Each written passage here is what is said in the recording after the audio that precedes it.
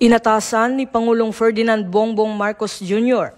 ang Philippine National Police na ilagay sa full alert status ang lahat ng unit sa National Capital Region simula alas 5 ng hapon kahapon ng September 19 bilang paghahanda sa nakatakdang anti-corruption protest rally sa September 21. Ayon sa PNP, mahigit 50,000 pulis ang ipinwesto sa iba't ibang panig ng bansa habang nakikipag-ugnayan din sa Armed Forces of the Philippines at iba pang ahensya ng pamahalaan para sa mabilis na pagtugon at magkakaisang seguridad.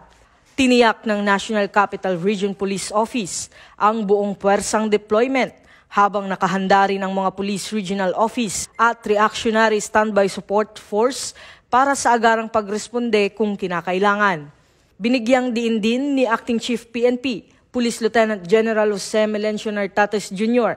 na ang hakbang ay proactive measure upang protektahan ang karapatan sa mapayapang pagtitipon at maiwasan ang anumang banta sa kaayusan.